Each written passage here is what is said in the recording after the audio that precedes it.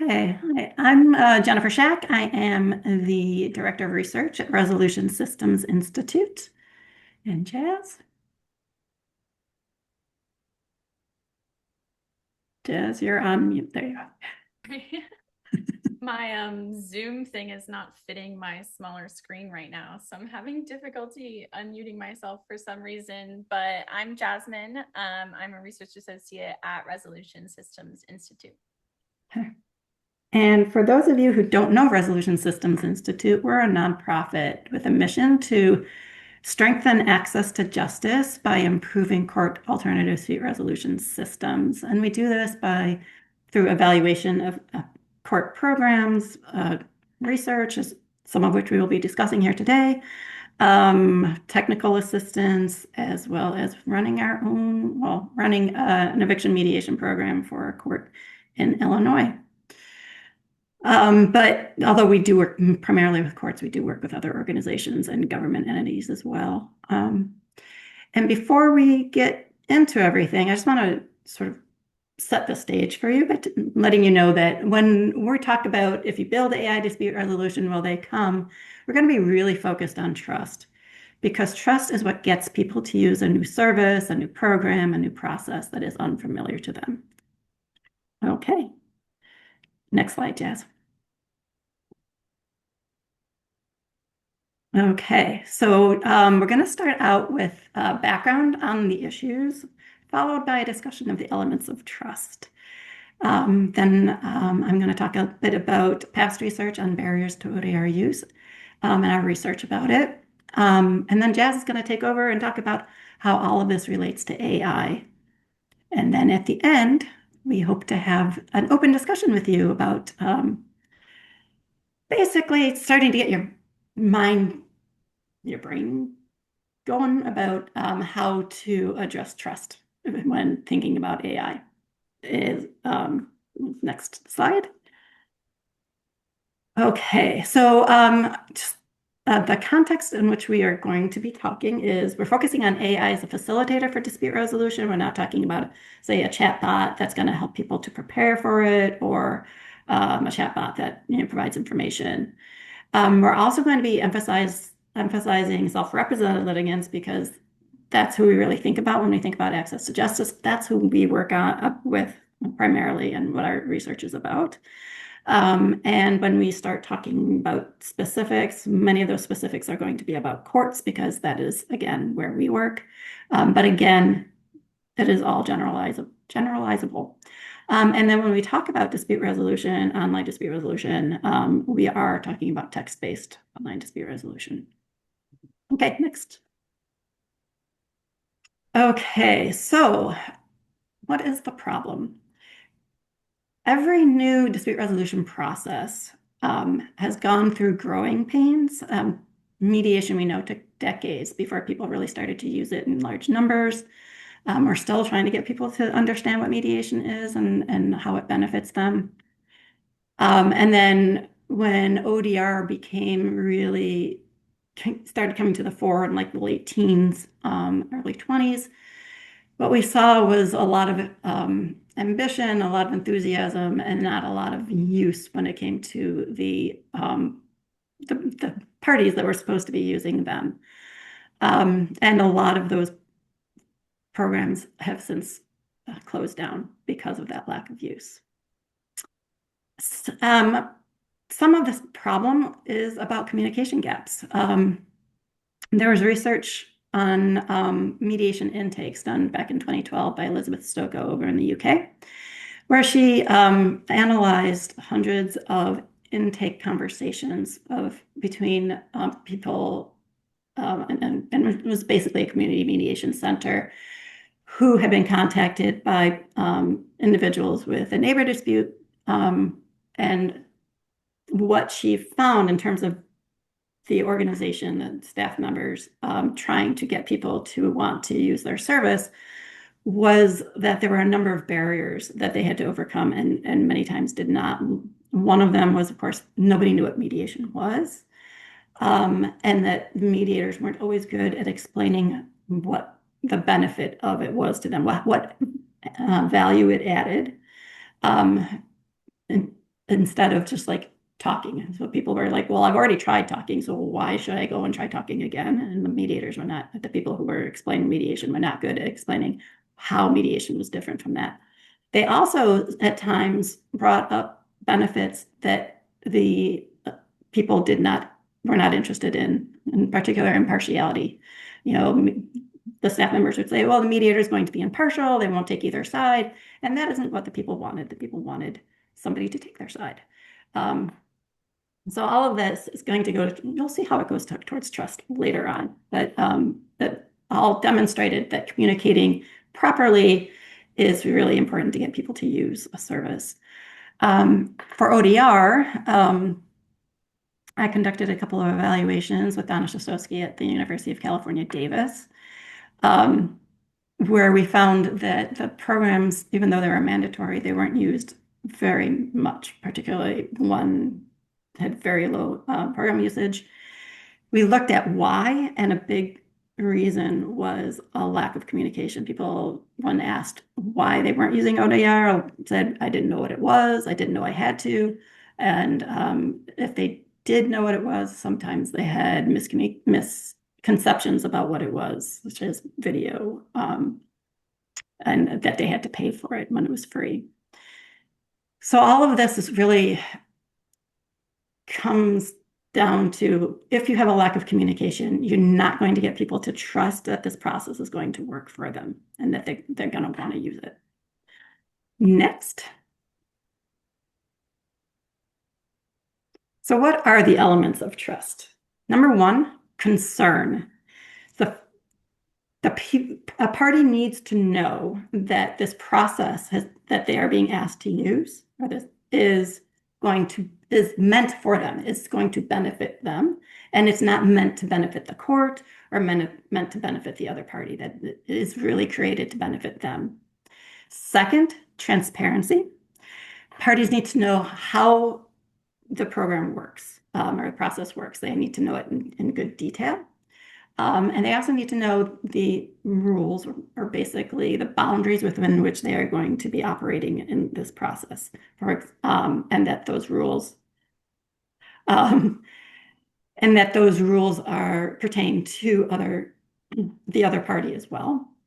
And when I'm talking about the rules or the boundaries, I'm thinking of things like, is it confidential or is it not confidential? So they need to know what the parameters are.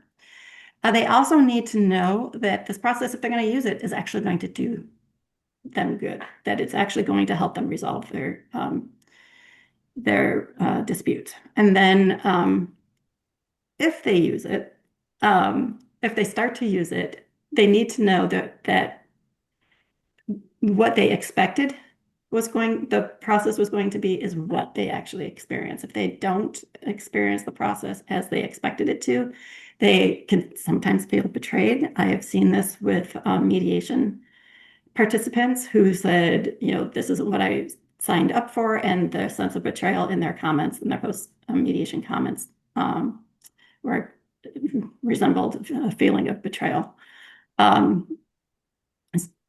So I'm going to go back to Elizabeth Stocco and her mediation research to sort of explain how that fits into this. So concern, was this process made to benefit me? As you heard me explain, when the mediators or the organization staff explained that it was an impartial process, that's not what they wanted. That wasn't going to benefit them. That wasn't made for them. So that would put them off. If they're not being told exactly what mediation is, they're not understanding the process, they don't understand the rules. If they think it's just talking, rather than being told that there's going to be a facilitator who's going to help you to understand each other's sides, and et cetera, then they don't know that it's actually going to help them. And therefore, with those three things not appearing within that intake process, they aren't going to trust this process and want to use it. Next slide. So RSI, after the ODR evaluations and our findings about communication being a barrier to people using online dispute resolution, decided that that is something that we might be able to help courts with, so figuring out how to best communicate with self-represented litigants so they'd actually use the programs that they created.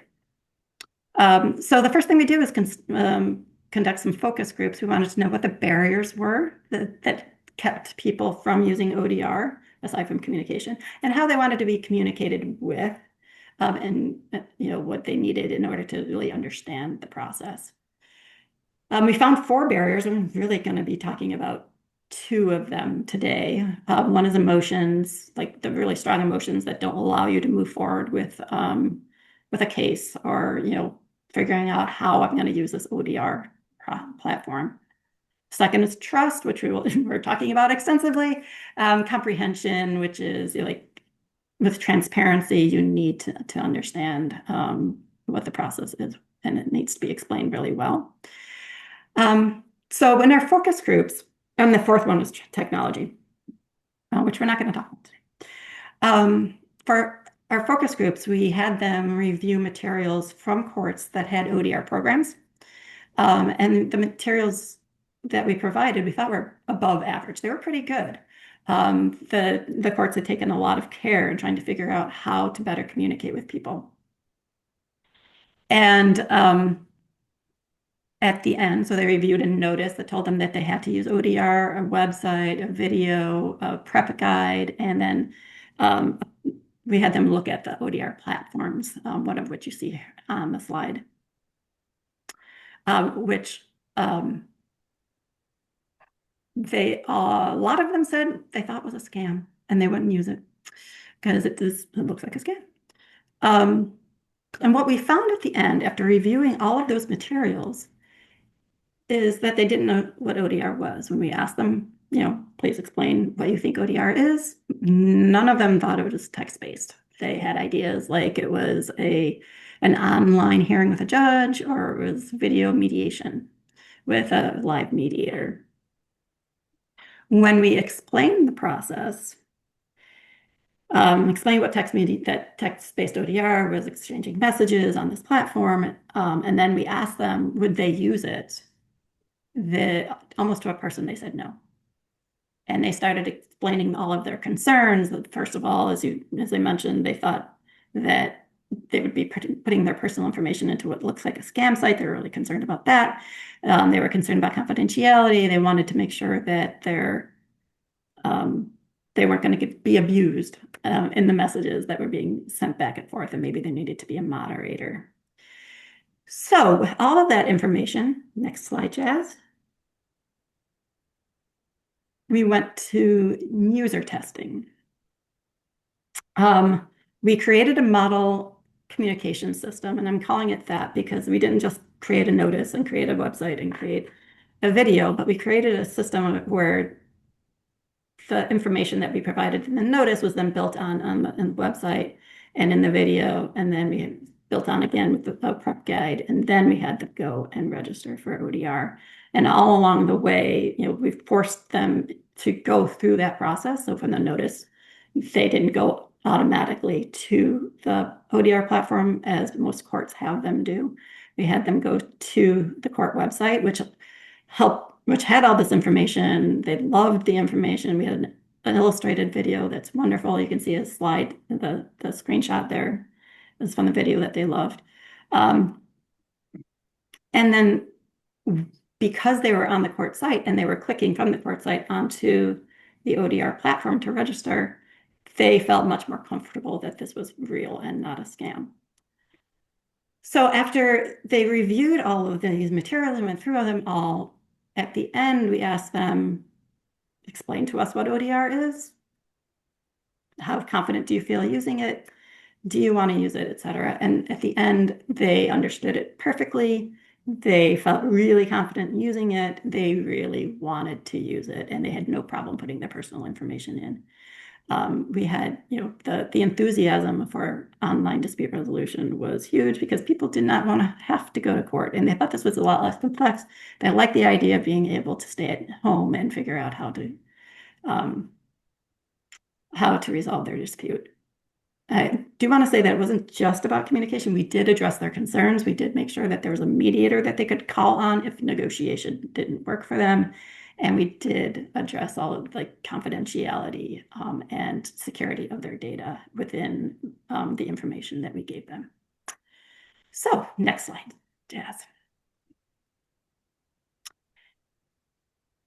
So what does this all mean? What it means is that we found with the focus groups that people fill knowledge gaps with concerns and anxieties.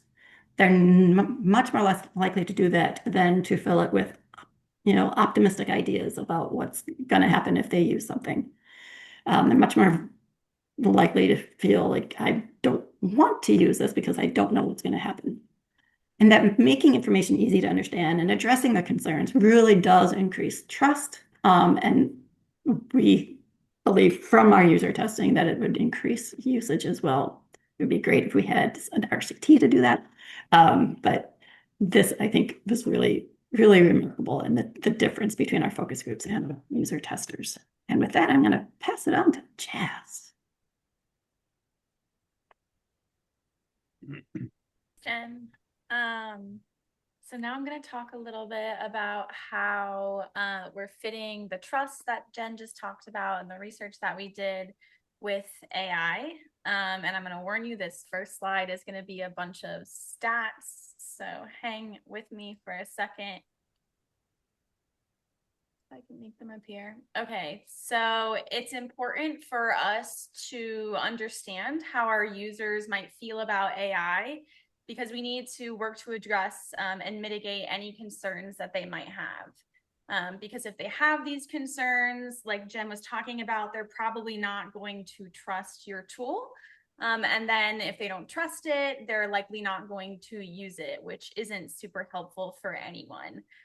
So it's important for us to understand stats like this one, which is from a 2024 survey from the Pew Research Center, where they found that only 11% of US adults think that AI will have a positive effect in the next 20 years. And that's opposed to 56% of AI experts responding that AI will have a positive effect in the next 20 years. So there's a pretty clear gap between the general public and how experts feel about AI tools.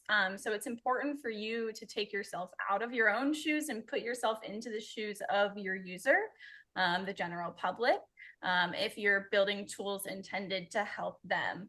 Understand that they might have different feelings about AI than you have. They might need more reassurance or transparency within their tools. And we'll talk a little bit later about how to address those concerns. It's also important to know not just that they have this general concern, but what the specific concerns are that they have.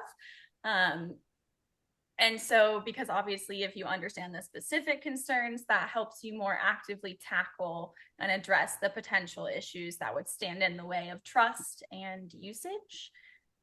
So for example, in another Pew Research Center survey, they found that when they asked about specific concerns, 66% of US adults were highly concerned about getting inaccurate information from AI. I know we all have heard and talked about probably hallucinations.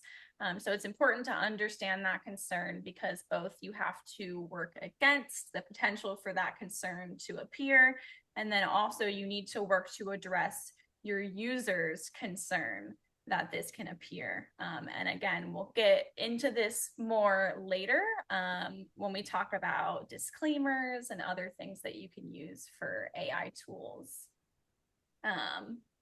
So in this same Pew Research Center survey where they were asking users about their specific AI concerns, 76% of US adults said that it was extremely or very important for them to be able to tell if pictures, videos, texts were made by AI or people. So your users likely feel a strong need to be able to tell if the content you're using and you're giving to them is human or AI generated. And it's important to keep in mind that even though 76% of the general population really wants to know if that content is AI generated. 53% do not feel confident in determining for themselves if something is AI generated. So your users probably don't trust their own eyes and ears when it comes to determining if content is AI generated. And they have this really uncomfortable tension between prioritizing knowing where that content came from and not knowing where that content came from. And so that's really where they're going to lean on you to help build that trust so that, you know, they'll want to use your tools. And again, this is something we'll get into a little bit more with, oh my goodness, I keep doing that with disclaimers, scrolling in the wrong part of my screen. But generally, it's just good to know what the general public and therefore many SRLs, self-represented litigants, might be concerned about and prioritizing when it comes to using your AI tools so that, again, you can work to actively address these issues, concerns. So we also wanted to talk a little bit about how trust and demographics all fits in with AI tools and the concerns that your users might have. Essentially, the trust that your users are going to have with AI tools varies among different demographics. And it's important for you, again, to be aware of that so that you can understand it and work to mitigate any issues that might come up with trust that would prevent a user from using your tool. So there are various perceptions of whether AI designers consider the diverse experiences among different ethnicities. In a 2025 Pew Research Center survey, they found that 40% of US adults believe that the perspective of white adults are well considered when designing AI. But the numbers are much lower when asked about the views of Asian, Black, or Hispanic adults. Only 25% say that the people designing AI take into experience the views of Asian adults. And then it's only 19% say that the views of Black adults are well considered, and Hispanic adults have the lowest percentage at 17%. So, and this is something that the AI experts and general public do agree with.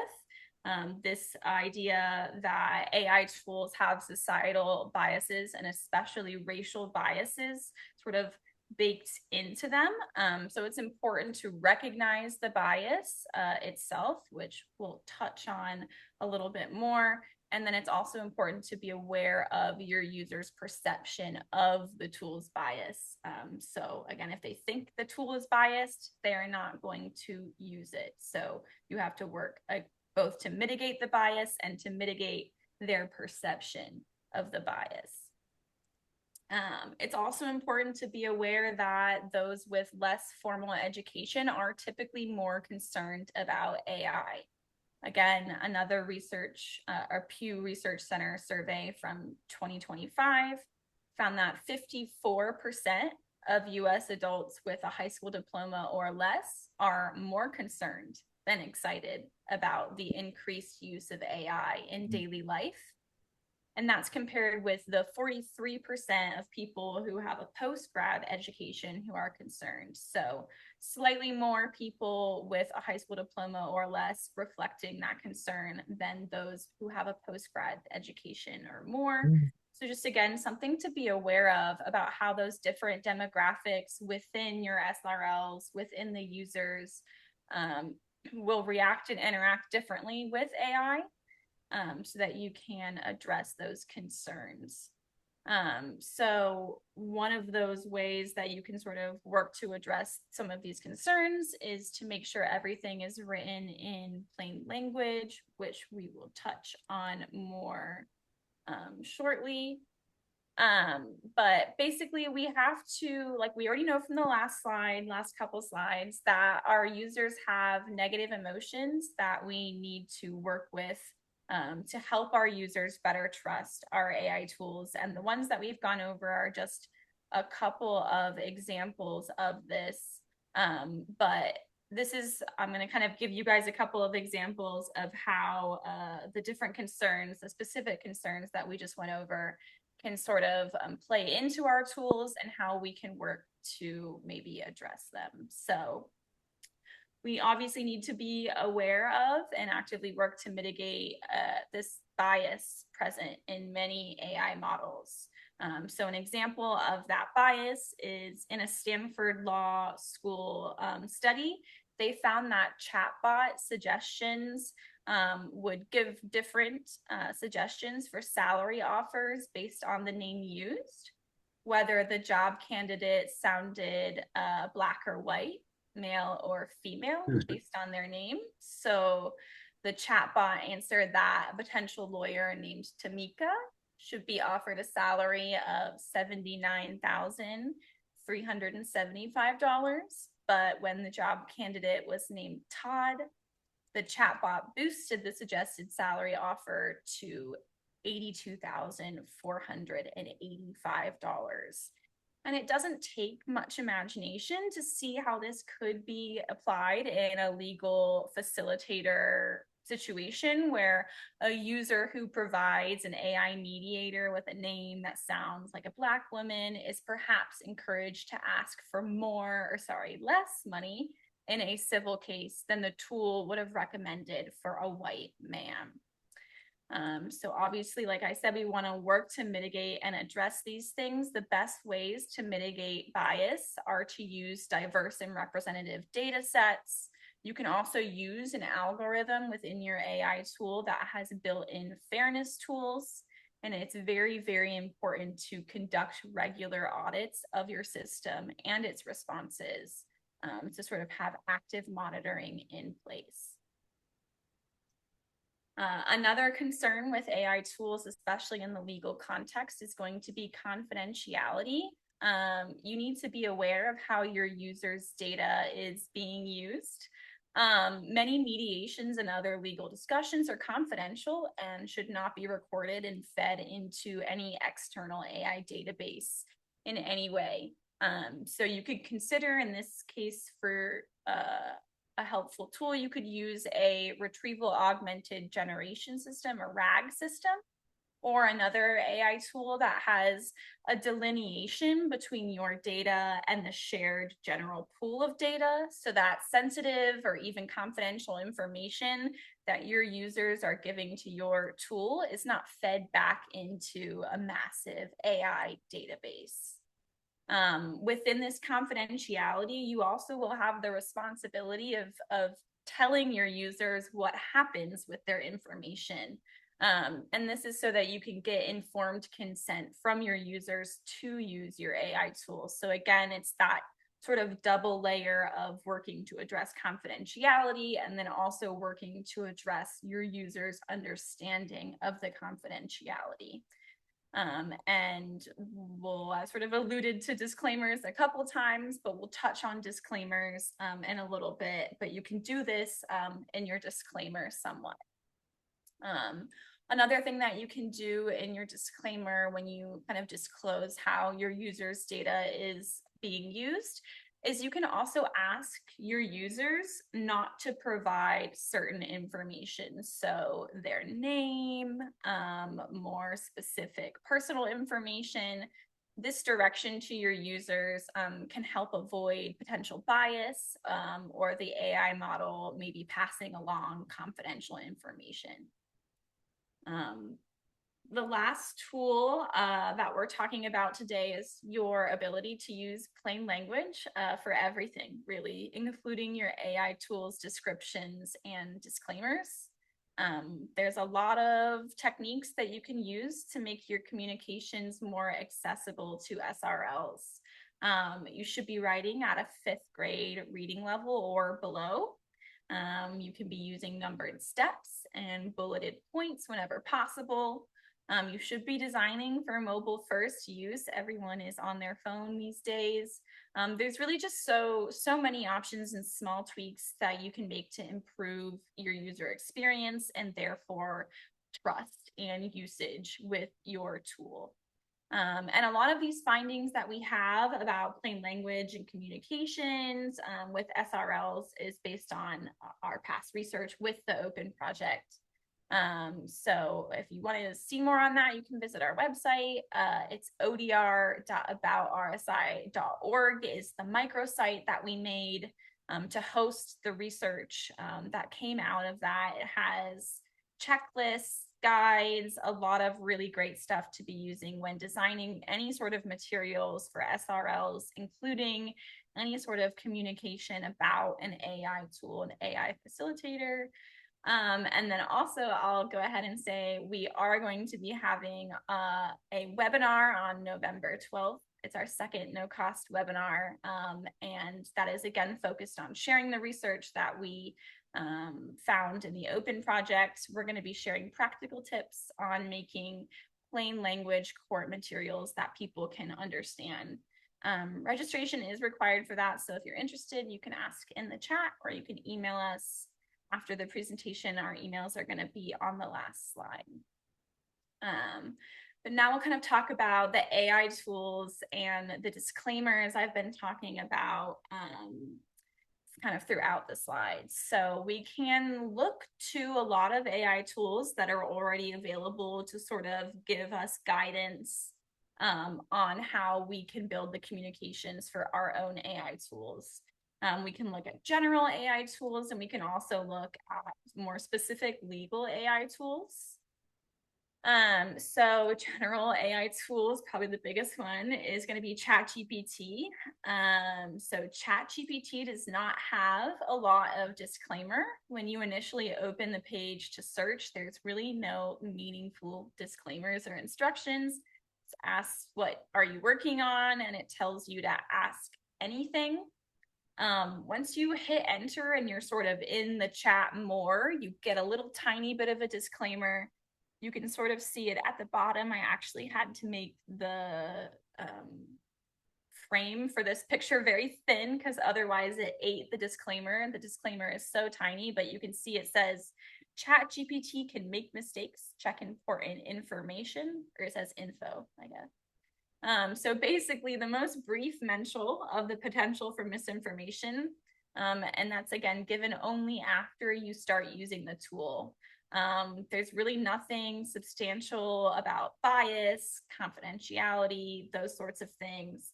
So obviously we're not going to want to model these aspects of ChatGPT's disclaimers or sort of lack of disclaimers. But ChatGPT does do one thing about disclaimers that is interesting to highlight for you guys. And they will have their chatbot essentially provide continuous disclaimers throughout the conversation. And in a lot of contexts, these are sort of silly. So they'll oftentimes start out with as an AI language model, ... and then they'll insert something. So for example, someone was having, I guess, a discussion about Obama, and ChatGPT said to them, as an AI language model, I do not have a friendship with Obama, which is sort of silly, but it is very silly actually. But the idea of a chatbot reminding your users that it is indeed an AI language model, that is not a silly concept. That is a very real and very helpful concept because again, we sort of talked about earlier, your users want to know that who they're talking to, the content that they're consuming is AI generated, but they have trouble deciphering whether or not it is AI generated. So that sort of reminder is useful, and the continuous reminder as they interact, especially with something that has a chatbot interface and feels a lot like a human when you're sort of typing with it, is helpful. So another sort of example, a general example that we can look to for AI tools and disclaimers is social media. So again, I just talked about how most people are really concerned about transparency with AI tools, and social media feels the same way.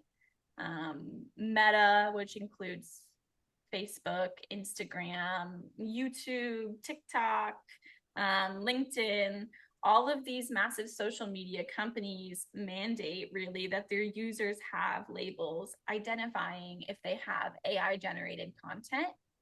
And sometimes the social media companies will even add the label if they feel like it's AI content, but it hasn't been labeled that way. And this is so that they can actively maintain transparency with their users. And that's a good policy for us to adapt whenever we're building really anything, but especially these AI tools. If you're giving AI generated content to your users, be clear and be explicit with them. It will help them trust your tools and help them use your tools. Another example of an AI tool that has an interesting disclaimer is Spotify. They're interesting because they sort of partially adapted their disclaimer to their AI models. So if you have Spotify, you might know that they have this AI DJ, and it will sort of make a playlist for you as you're listening. And when you initially open the DJ in your Spotify app or whatnot, it will tell you orally that it is an AI tool, and that it will be making a playlist for you. And that's a really cool way that Spotify has adapted their communication of their disclaimer to the method that their user is, taking the information in. Because if they had put that information in a written form, their user's probably not going to see it, because most people are, they're using Spotify and they're listening to it. They're not really looking at their phone. I did say that they only really partially moved that disclaimer information into the audio form because they don't talk about confidentiality or anything with your data or anything like that. When you initially open your AI DJ, it does kind of give you this really, really brief, again, information about confidentiality and data. But this message does not appear really again if you open, for example, if you open and close the DJ app, this wouldn't reappear. It would just show you the song that they're playing. So again, really not comprehensive enough, at least in our context, for creating that good trusting bond with your users. But it is a nice way to sort of provide a disclaimer in a different context that's not written. We can also look at legal tools. So a really great legal tool that has a cool disclaimer is going to be the Nevada Courts self-help chatbot. So they also use a RAG model to help address confidentiality and bias issues. Like I mentioned earlier, it sort of helps also with hallucinations because they give the chatbot, the self-help chatbot that they have, some guidance from their own materials. They also actively ask users not to provide personal information to address the confidentiality and bias issues. And while they retain their like the chats for the limited purpose of reviewing it, they don't substantially like retain it in any way. So they have this disclaimer that comes up when you're initially using the chatbot, which is much more, obviously, much more holistic than the Spotify one and the ChatGPT one that we looked at. It is a little bit advanced in the phrasing that it is using. So this is a good example of a place where the content is really great and really there, but potentially taking this down to a plain language level could help your users understand what you're saying a little bit better, and therefore understand how to use your tool a little bit better. But again, just a good content for disclaimer. And then probably a lot of you guys know about this one, but it is sort of interesting and I do think worth mentioning. Do not pay is a good example of how clear we have to be when we're giving disclaimers and directions with AI tools that we build. So originally, or I guess I'll give you the context of them right now. So they describe themselves right now as using AI to help their users fight big corporations, protect their privacy, find hidden money, and beat bureaucracy. they originally promoted themselves a lot as kind of the world's first robot lawyer. And they were actually later charged by the FTC, and they settled, and they had a significant fine of $193,000, and they also had to notify all of the customers that used their service between 2021 and 2023 about the settlement. And then also the settlement said that they cannot advertise that way unless they have sufficient evidence to back it up. So instead of calling themselves a robot lawyer now, they have this disclaimer, again, the AI that fights for your money. Again, not the best example of a disclaimer and not quite what we're aiming for, but a good example of the boundaries, both ethically within, our own practice, if you're a lawyer or a mediator, and then legally with the FTC. And I think there was also a class action that happened with this AI tool. So unfortunately for them, they sort of have served as an example of what we have decided are these bounds, of what AI tools can take, what they can say about taking the place of another legal tool, another legal assistant like a lawyer or a mediator.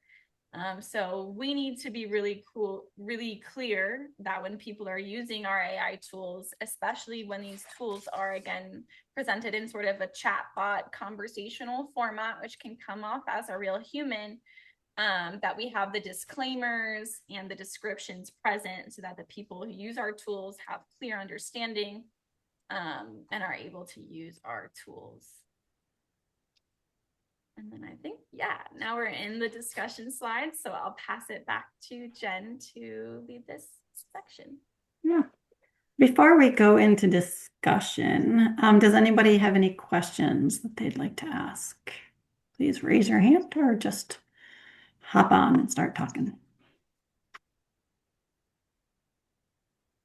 Okay.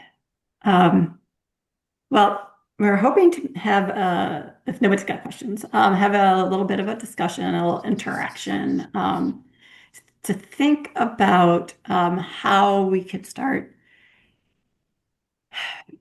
communicating in a way that addresses concerns and needs. And so the first thing we need to know is like, what concerns do SRLs have? And we've talked a bit about them as we went through our presentation. But would anyone like to like raise their hand, hop on in and talk about what concerns do you think that should be communicated about with SRLs in order to get them to feel comfortable using an AI dispute resolution process? So John Landy says that his RPS Coach AI tool is not designed for self-represented litigants, but they may use it. And here is the disclaimer it provides, beginning of each chat. And I think he's going to give it to us eventually. But does anyone else want to throw out some concerns that you want to address? Okay. Unfortunately, there's a limit on the number of characters and it isn't formatted well, but it tries to address many of the concerns that you were talking about. Mm-hmm. And the concerns about accuracy, the concerns about not providing legal advice, making sure that they understand that this is not legal advice. And I think that's really, really important when you're going to have an AI facilitator, is that people understand what that role is. And that, similar to mediators who have to, tend to say in their introductions, I'm not a lawyer, I'm not here to give you legal advice, blah, blah, blah. We need to make sure that our AI facilitators are saying the same thing. And John's got a great example of letting people know that. And I've just uploaded a link to it so that you could actually see it in real time. And I was curious when you were talking about testing for fairness, and this particular chat asks about ways to test for fairness. And so you can look and see what it says about different fairness toolkits to test or assure fairness in AI systems. I was intrigued because it didn't even occur to me, which is, I guess, is a problem if you don't even think that your tool might be interpreted differently by gender or race or things like that. Just never even crossed my mind, but apparently that can happen. Yeah, and one of the things that they do say is to avoid using names in order to avoid that kind of bias. And you already have that in your disclaimer, not for the bias issue, but for the privacy issue. So, um, yeah, I think that was really fascinating to me too. There have been um, so Jasmine talked about one example of that. There was another example from a Pew Research again, where they had people use ChatGPT or some AI to like help them get ready for a job interview. And part of it was telling them how much they should ask for in terms of a salary and the amount in that they had women asking for was lower than men, except for in one instance that I don't remember. But and sometimes it was like a huge just difference, like 140,000 versus 200,000, for example. Um, so there are these biases that we don't even think about, um, and how they end up, coming into play, I think. So it's just one way of thinking about like, yes, we need to see how our facilitator AI might, bias the settlement amounts or something like that.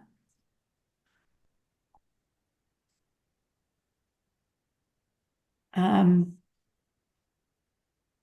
does anyone else have any ideas about concerns, any questions, comments of any kind?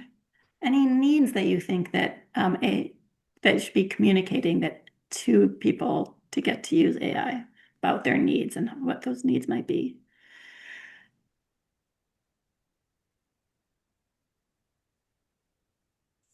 Um, I'm going to input something into the chat, reporting here I can turn on my video if people want to see my face.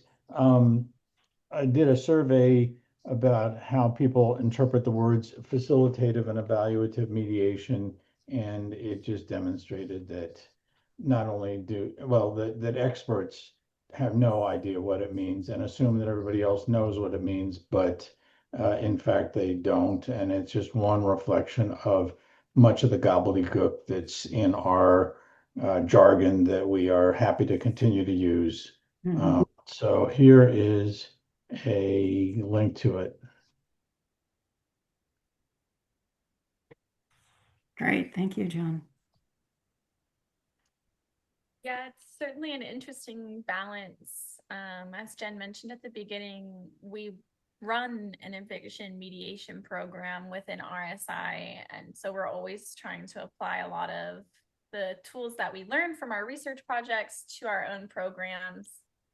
And so in terms of, looking at how the general population responds to terms like facilitative and mediator, um, if you're using tools that are evaluating as well the plain language reading level of your text that you're providing, we found that oftentimes just having the word mediator or mediation in there will skew the reading level of your content up quite like past fifth grade. And so it's finding the balance of communicating what you need to have to, you know, be clear ethically and morally, and meet the trust obligations while also trying to communicate it in a clear way.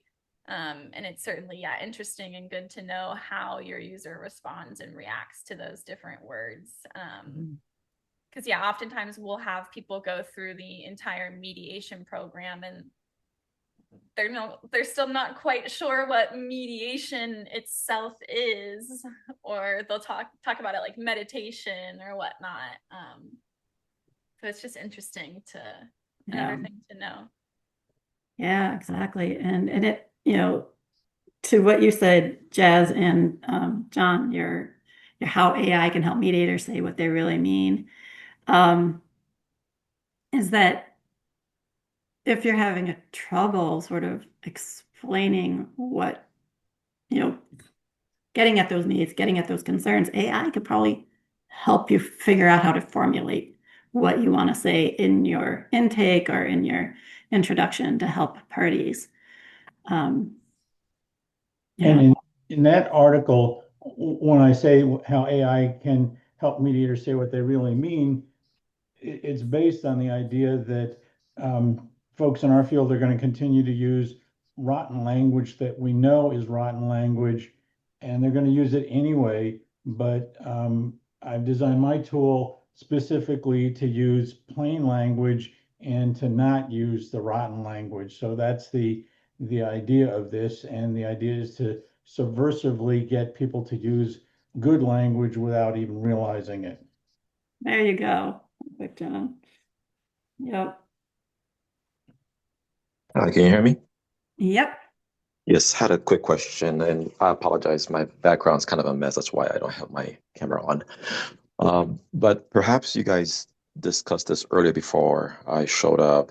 But what research is there that talks about the public's trust in AI as a, I guess, co-mediator or a tool that is helping get to, settlements? Like, I would imagine that people may have strong feelings one way or another about whether a proposal made by an AI agent is more trustworthy than a human. People want humans, but humans are biased. As we know, AI can be biased as well. But what research would you guys discuss that's out there that shows people's inclination to trust that something is more neutral and fair to them if it's coming from an AI versus a human? That's a proposal. Yeah, that's a great question. And we have looked for that research. It might be out there. We haven't found it. And we want to do it. Because what we do know is that trust in AI differs based upon the context within which the AI is working. And we also know that although AI is considered to be neutral, that people also have come to understand that, and Jazz talked about this a bit, um, that AI can be biased in what it does based upon one's gender, one's race, or ethnicity. And Jazz, if you have anything you want to add to that. No, just echo what Jen said is like, yeah, we would love to do that research because we would also love to know where exactly the trust is and how it affects people. Yeah, a lot of the research that we found and that we cited in the presentation, a lot of it's from like the Pew Research Center, and a lot of it is more like about general feelings about AI and in general life. But it'll be interesting to see how it evolves. Yeah. But yeah, there's different levels based upon like most people don't trust AI to select a jury, for example, but they do want AI to go out there and figure out the weather for us. So yeah, there's just different levels. Thank you. Nobody has done that yet that I know of.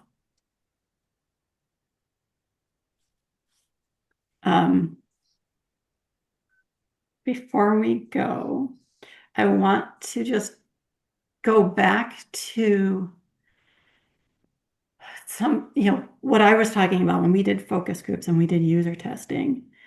Those really illuminated for us what concerns were out there and what needs people had. People really wanted not to go to, I mean, this is not surprising, but they needed not to go to court.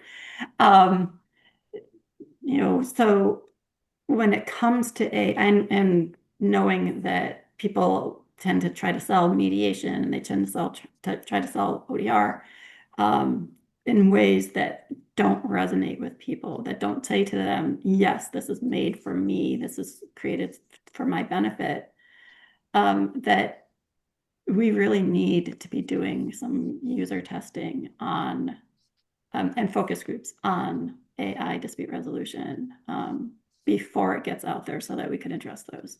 That's my 2 cents on that. That I think there's a lot of moving forward without doing that work, and that will make sure that we can get people to the table for something that could have a great impact on access to justice. So with that, if there are no other questions, no comments, I'm going to let you all go 4 minutes early unless you have something else. And if not, I really thank you for coming and sharing this 56 minutes with us. I hope that you enjoyed it. Reach out. Oh, Jazz, can you? Yeah. Reach out to us if you have any questions, would like to learn more. We're happy to help you out in whatever way we can. With that, I'm going to turn off the recording.